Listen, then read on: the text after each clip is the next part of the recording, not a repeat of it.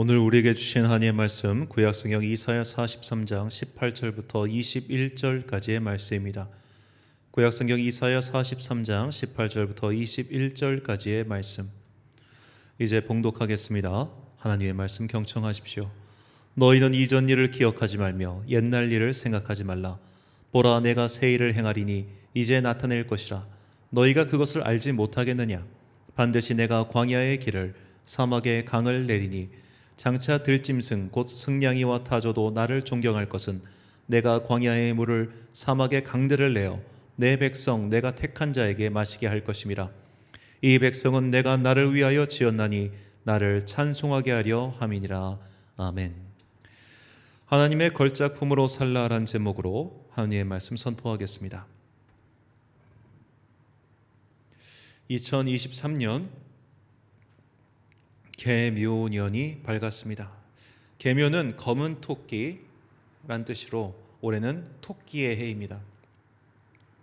토끼란 동물은 온순하지만 생존력이 강하며 눈치가 빠르죠. 서양에서는 이솝우화에 나오는 토끼와 거북이 이야기 때문에 토끼가 마치 게으름과 자만의 상징처럼 여겨지지만 똑같은 토끼와 거북이 이야기인 별주부전에서는 토끼는 매우 지혜롭고 또 눈치가 빠른 동물로 나옵니다. 새해에는 이런 토끼의 지혜가 우리에게도 있기를 소망합니다. 올해의 우리나라의 경제 전망은 역시나 밝지 않습니다. 이미 작년에 우리는 큰 경제 위기를 겪었지요. 코로나 시기에 이제 자금을 많이 풀었던 나라들이 자금을 회수하기 위해서 금리를 인상했고, 그래서 전 세계적인 금리 인상의 폭등이 이어졌습니다. 그 와중에 러시아와 우크라이나 사이에 전쟁이 일어나서 물가가 상승하고 유가가 상승하는 그런 일종의 더블링 같은 그런 위기가 펼쳐졌죠. 따라서 올해도 경제 상황이 그다지 좋지 않을 것이라는 전망이 매우 우세합니다. 하지만 우리가 이 점을 간과해서는 안 됩니다. 지금까지 모든 뉴스 매체는 항상 새해의 전망을 어둡게 봤습니다. 단 한 번도 새해에는 우리가 잘 될 것이다, 좋을 것이다 라는 전망을 내놓은 매체가 없었습니다. 그래야 사람들이 주목하기 때문이죠. 하지만 우리는 지금까지 그런 모든 위기를 잘 넘기며 살아왔습니다. 그렇게 주님께서는 우리를 인도하셨고 또 앞으로도 그렇게 살 길을 열어주실 것입니다. 그러므로 우리에게 중요한 것은 우리의 현재 상황이나 배경 그리고 환경 등이 아닙니다. 환경은 언제나 우리의 편이 아니었기 때문이죠. 인류는 창조 이래 지금까지 이런 환경에 맞서서 살아왔습니다. 주님께서는 그래서 우리가 그 환경을 다스리고 정복하라고 하셨습니다.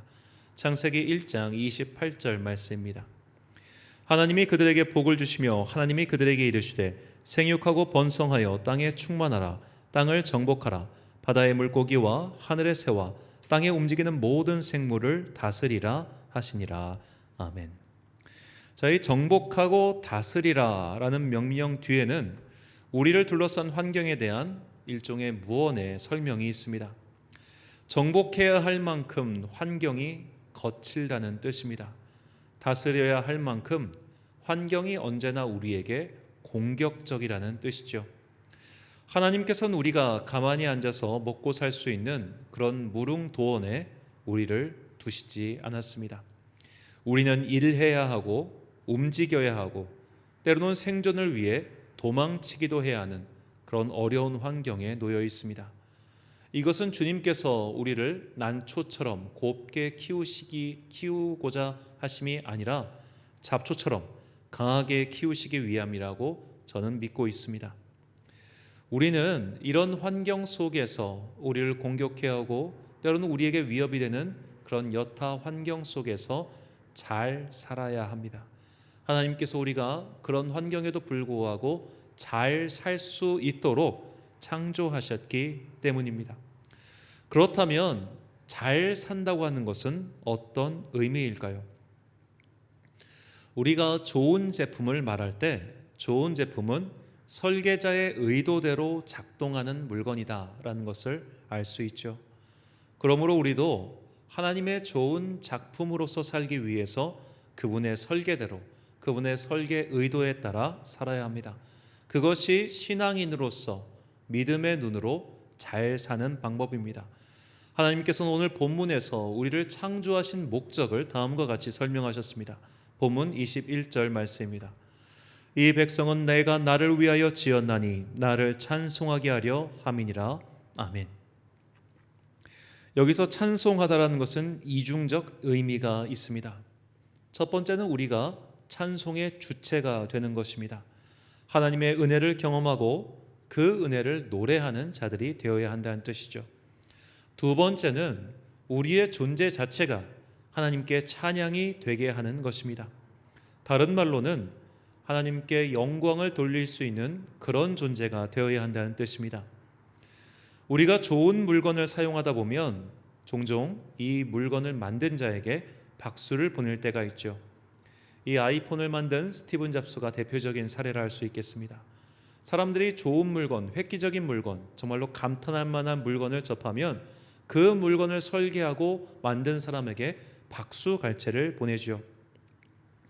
즉 우리가 하나님의 작품이 될 때, 우리를 이미 작품으로 만드신 그분의 설계 의도를 따라 살아갈 때 사람들은 하나님께 영광과 찬송을 올리게 될 것입니다. 주님께서는 우리에게 그것을 요구하시며 이 새해 우리가 모두 그렇게 살기를 바라고 계십니다. 그렇다면 어떻게 해야 작품으로서 하나님께서 원하시는 그런 명품과 같은 인생을 살 수 있을까요? 이것은 우리가 이 명품과 하품을 구분하면서 이 하품과 명품 사이의 그 차이점을 분석하면서 답을 얻을 수 있습니다. 뜻하지 않게 이제 교회를 개척하고 그동안 여러 싸구려 그런 물건들을 조립하면서 깨달은 바가 있습니다. 이 싸구려 물건들의 첫 번째 특징은 아귀가 잘 안 만든다는 겁니다. 예를 들어 같은 나사를 돌려도 하품은 꼭 어디선가 안 맞는 게 생깁니다. 싸구려는 뭔가 하나씩 틀어지고 그것이 벌어져서 결국에는 그 끝이 쫙쫙 갈라지고 또 물건이 망가지기 마련이죠. 일종의 빛 좋은 게살구와 같은 것이 바로 하품의 특징이라 할 수 있겠습니다. 인생에도 이런 하품 인생이 있습니다. 겉으로 보기엔 멀쩡해 보였지만 그것이 점점 아구가 맞지 않으면서 결국 그 끝에는 쫙쫙 벌어져서 갈라져서 버릴 수밖에 없는 그런 하품 인생 말이죠. 성경에 나온 이런 하품 인생의 대표자가 바로 이스라엘의 초대 왕인 사울 왕입니다. 그 사울 왕의 처음 등장 장면에 대한 묘사를 보면 그가 얼마나 빛이 좋은, 즉 그럴듯한 사람이었는지 나오죠. 사무엘상 9장 1절과 2절 말씀입니다. 베냐민 지파의 기스라 이름하는 유력한 사람이 있으니 그는 아비엘의 아들이요 스롤의 손자요 베고라스의 증손이요 아비야의 현손이며 베냐민 사람이더라. 기스에게 아들이 있으니 그의 이름은 사울이요 준수한 소년이라. 이스라엘 자손 중에 그보다 더 준수한 자가 없고 키는 모든 백성보다 어깨 위만큼 더 컸더라. 아멘. 자, 여기서 준수한 소년이라고 했지만 사울의 당시 나이는 40에 육박했습니다. 그가 40살에 왕위에 올라 80살에 사망했기 때문인데요. 그러니까 그는 30대 최소한 중반의 나이였고 그야말로 인생의 절정기를 달리는 사람이었습니다. 그는 신체가 건장했습니다. 신체가 건장하다는 것은 전쟁 용사로서의 자격을 이미 갖추고 있다는 뜻이죠. 고대의 왕들은 그냥 통치자가 아니라 앞에 나가서 싸움을 도두는 자, 그런 리더였습니다. 전쟁에서 앞서 나가 싸워야 됐고 항상 전쟁의 선두에서 병사들의 용기를 북돋아주는 존재가 되어야 했죠. 그런 면에서 사울 왕은 참으로 괜찮은 능력을 갖춘 일종의 스펙이 꽤나 괜찮은 사람이었습니다. 하지만 그는 아구가 맞지 않는 인생을 살았습니다. 들어맞지 않으니까 억지로 그것을 조이고 벌려서 결국에는 갈라져서 망가져 쓸 수 없는 그런 인생이 되고 말았죠. 그의 인생에 대한 냉엄한 평가가 역대상 10장 13절과 14절에 다음과 같이 기록되어 있습니다. 사울이 죽은 것은 여호와께 범죄하였기 때문이라. 그가 여호와의 말씀을 지키지 아니하고 또 신접한 자에게 가르치기를 청하고 여호와께 묻지 아니하였으므로 여호와께서 그를 죽이시고 그 나라를 이새의 아들 다윗에게 넘겨주셨더라. 아멘. 아까 말씀드린 것처럼 하품은 이 아구가 잘 맞지 않습니다. 그런데 그 맞지 않는 아구를 억지로 돌리면 벌어지고 뜯어지고 망가지지요. 사울이 그랬습니다. 뭔가 아구가 맞지 않아요. 뭔가 내 뜻대로 일이 풀리지 않습니다. 그렇다면 그는 그때 하나님께 매달렸어야 했습니다. 하나님, 왜 이게 안 풀릴까요? 라고 질문하며 기도하고 주님의 답을 구해야 했습니다.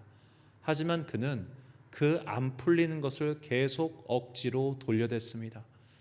하나님께서 응답하시지 않자 그는 무당을 찾아가서 어떻게 하면 좋을까 묻습니다.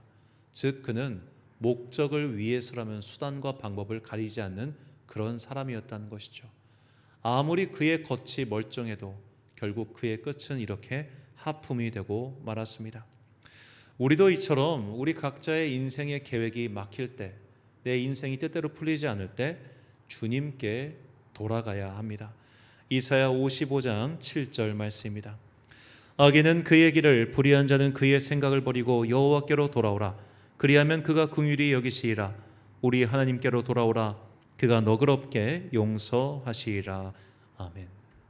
우리가 명품 인생을 살기 위해서는 자꾸만 무언가가 안 맞을 때 그것을 억지로 돌리지 말고 멈춰서서 주님께 답을 구해야 합니다. 무엇이 풀리지 않을 때, 무엇이 뜻대로 되지 않을 때, 내 계획이 하나하나씩 무너져 내리고 있을 때 우리는 잠시 전진하던 발걸음을 멈춰서 주님께 기도하고 그분의 뜻을 받아야 합니다. 그래야만 우리가 빛 좋은 게살과 같은 인생으로 내 인생을 종치지 않고 하나님께서 창조하신 그 설계의 의도에 따라 명품의 인생을 살게 될 것입니다. 자, 두 번째로 싸구려는 결국 티가 나기 마련입니다. 이 싸구려 물건을 여러 개를 사가지고 조립하다 보면 그 중에 몇 개는 꽤 조립이 잘 되는 것들이 있습니다. 이상하게 몇 개는 잘 돼요. 그런데 만약 내가 딱 하나만 샀는데 그 하나가 잘 되는 게 걸리면 이런 생각이 들 겁니다. 값이 싼 것도 꽤 괜찮네 라는 생각 말이죠. 하지만 그렇게 값이 싼 거를 5개, 10개 정도 조립하다 보면 왜 값이 싼지 알게 된다는 겁니다. 이래서 값이 싸구나 라고 말이죠. 도금칠은 아무리 잘해도 세월이 지나면 벗겨지기 마련이죠. 그래서 겉만 번지르르한 신앙인이 아니라 우리가 내면이 꽉 찬 성도가 되어야 합니다. 우리의 내면이 그리스도 예수의 영, 즉 성령으로 충만해 있어야만 우리는 겉만 번듯한 성도가 아니라 하나님의 뜻을 실천하고 하나님의 사랑을 만방에 드러내어 마침내 주님께 영광을 돌리는 그런 작품과 같은 인생을 살 수 있다는 것이죠. 어느 날 예수님께 한 사람이 찾아옵니다. 그는 그야말로 겉만 번지르르한 사람의 대표적인 사람이었습니다. 어떤 율법교사가 찾아와서 주님께 이렇게 묻죠. 누가복음 10장 25절과 29절 말씀입니다.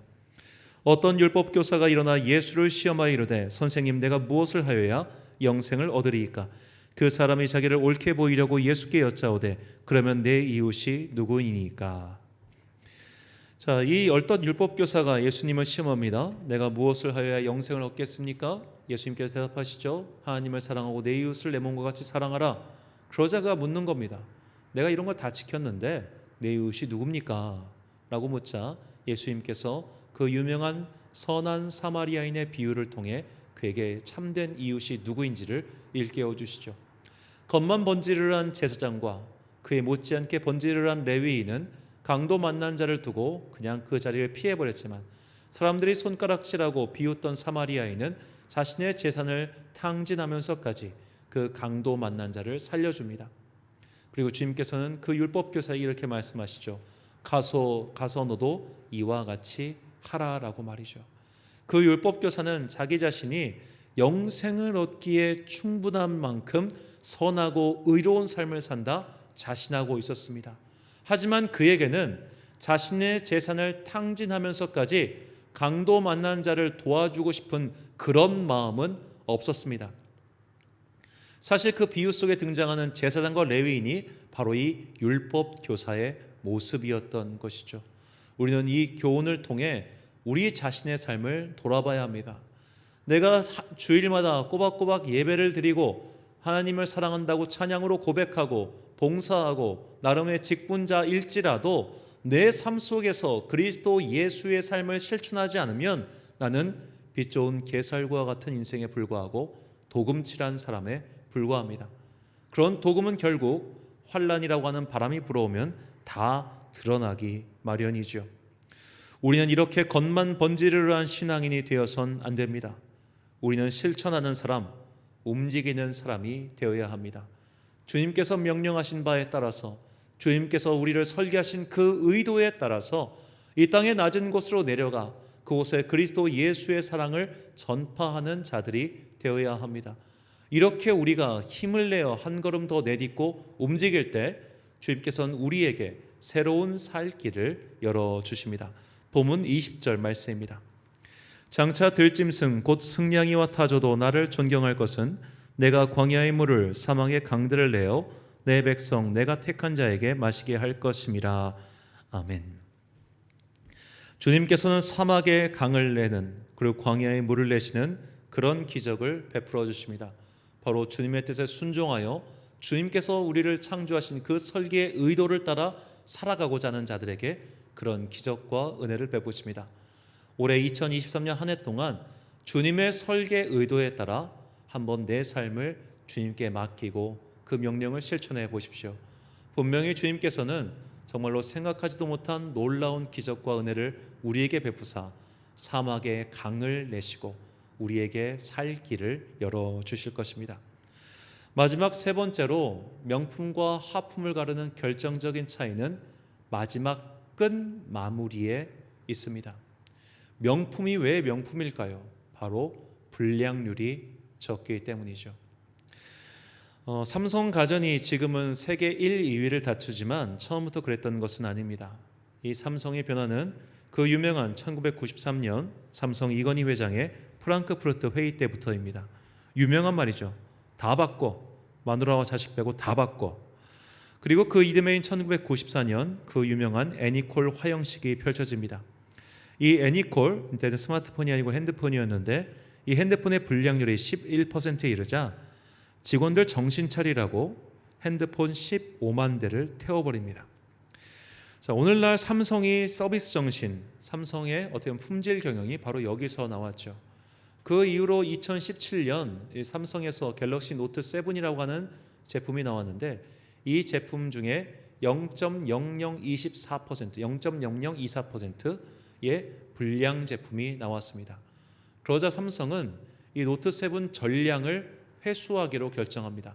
무려 수조 원의 어떤 그 손해를 감수하고 말이죠. 자, 0.0024%의 불량도 용납하지 않는 그 끝마무리, 그 끝마무리가 있기에 명품은 명품이 될 수 있는 것입니다. 이것이 우리의 인생에도 고스란히 적용이 됩니다. 우리 인생도 끝마무리가 참 중요합니다. 지금까지 살면서 과오가 있을 수 있습니다. 실수가 있을 수 있습니다. 갈라지고 뜯어지건 여러 가지 상처가 있을 수 있습니다. 하지만 그 끝마무리의 선택이 아름답고 선할 때 우리의 인생은 하나님께서 창조하신 그 목적을 마침내 달성하게 될 것입니다. 이렇게 인생의 끝마무리, 인생의 마지막 선택이 아름다웠기에 천국에 들어간 사람이 있습니다. 바로 예수님께서 십자가에 못 박혀 돌아가실 때 그 양옆에 있던 강도지요. 한 강도는 예수님을 비난하고 조롱했지만 그 한 강도는 자신의 죄를 회개하고 주님께 이렇게 이야기합니다. 누가복음 23장 41절부터 43절까지의 말씀입니다. 우리는 우리가 행한 일에 상당한 보응을 받는 것이니 이에 당연하거니와 이 사람이 행한 것은 옳지 않은 것이 없느니라 하고 이르되 예수여 당신의 나라에 임하실 때에 나를 기억하소서 하니 예수께서 이르시되 내가 진실로 내게 이르노니 오늘 내가 나와 함께 낙원에 있으리라 하시니라. 아멘. 이 강도는 그의 삶이 옳지 못했습니다. 아마도 그는 반역자로 몰려서 혹은 여러 가지 흉악 범죄를 저질렀기 때문에 십자가에 달려 사형을 당하게 되었을 겁니다. 그도 처음에는 우리 마태복음 기사에 따르면 그도 처음에는 예수님을 조롱하고 악다구니를 썼습니다. 하지만 그는 마지막에 회개하였고 예수님을 구주로 영접하였습니다. 그래서 그의 영혼은 천국에 올라갔고, 그렇게 마지막에 하나님께서 그의 인생을 창조하신 그 설계 의도에 따라 살게 되었습니다. 이래서 우리에게도 끝마무리가 중요합니다. 지금까지 잘 오다가 끝마무리가 허물어지면 우리는 결국 설계자의 의도에서 벗어난 하품이 될 수밖에 없습니다. 하지만 우리가 설령 중간에 여러 가지 착오와 어려움이 있었다 할지라도 그 끝마무리가 아름답고 그 끝마무리가 잘 매듭짓게 된다면 우리는 주님께서 창조하신 그 설계의 의도대로 살아가는 것이요, 이런 우리의 삶을 통하여 사람들은 주님께 영광의 찬송을 올리게 될 것입니다. 이것이 바로 2023년 이 계묘년 새해에 우리 성도들의 다짐이 되어야 합니다. 베드로전서 2장 12절 말씀입니다. 너희가 이방인 중에서 행실을 선하게 가져 너희를 악행한다고 비방하는 자들로 하여금 너희 선한 일을 보고 오시는 날에 하나님께 영광을 돌리게 하려 함이라. 아멘. 사랑하는 천안광성교회 성도 여러분, 그리고 이 예배를 함께 드리고 계신 귀한 주님의 자녀 여러분, 2023년 새해가 밝았습니다. 이전 것은 다 지나갔습니다. 그러니 새로운 인생을 살기로 결단하시고 그것을 실천하십시오. 겉만 번지르르 하지만 결국 아기가 맞지 않고 불량이 나오는 그런 하품의 인생을 살지 마십시오. 도금은 반드시 벗겨지기 마련입니다. 그저 겉모양만 그럴듯한 신앙생활은 결국 여러 가지 위기와 파도 앞에서 무너질 수밖에 없습니다. 우리 각 사람은 주님께서 창조하신 작품입니다. 창조주 하나님께서 영광을 받으시는 방법은 우리가 그분의 설계 의도에 따라 명품으로, 작품으로 살아가는 것입니다. 나의 각자의 인생 계획을 세우고 가다가 뭔가가 막힐 때는 내가 지금 제대로 가고 있는 것인지 아닌지 기도하며 돌아보십시오. 그것을 억지로 끼워 맞추면 결국 어딘가 망가지고 갈라지는 하품이 될 뿐입니다. 모든 일은 끝마무리가 중요합니다. 그러므로 설령 그릇된 길을 갔었더라도 그 마지막이 의의 길을 선택할 수 있도록 언제나 깨어 기도하시기 바랍니다. 잘못된 것은 한치라도 용납하지 않겠다는 그 명품의 정신을 견지하고 살아갈 때 우리는 우리의 존재만으로도 하나님께 영광을 돌리는 찬양대가 될 것입니다. 새해가 밝았습니다.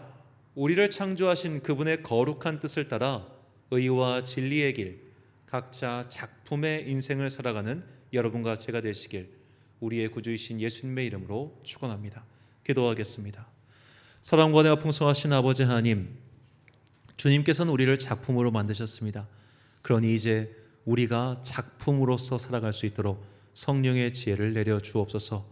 무언가가 뜻대로 풀리지 않고 잘 안 될 때는 주님께서 이때 나를 향한 계획이 무엇인지 잠시 멈추어서서 주님의 뜻을 묻는 지혜로움과 마음의 여유를 갖게 하여 주옵소서. 겉만 번지르르한 성도가 아니라 하나님의 말씀을 따라 이 땅의 어두운 곳 낮은 곳으로 내려가 그리스도의 사랑과 은혜를 전하는 성도가 되게 하여 주옵소서. 도금은 결국 벗겨지고 만다는 것을 꼭 잊지 아니하고 진실한 성도, 속이 꽉 찬 성도로 살아갈 수 있도록 성령의 기름을 부어 주옵소서. 무엇보다 우리의 끝 마무리가 잘 될 수 있도록 주께서 항상 우리의 믿음을 지켜 주옵소서. 우리가 지금까지 잘 살다가 마지막에 어리석은 선택을 하여 주님께 버림받는 자 되지 않게 하여 주옵시고, 비록 갈라지고 찢어지고 벗겨진 그런 하품의 길을 선택했다 할지라도 마지막 마무리를 잘하여 주님께 영광 돌리는 그런 찬양의 인생을 살게 하여 주옵소서.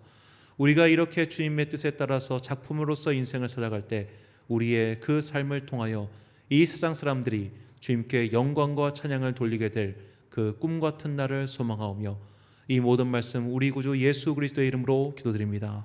아멘.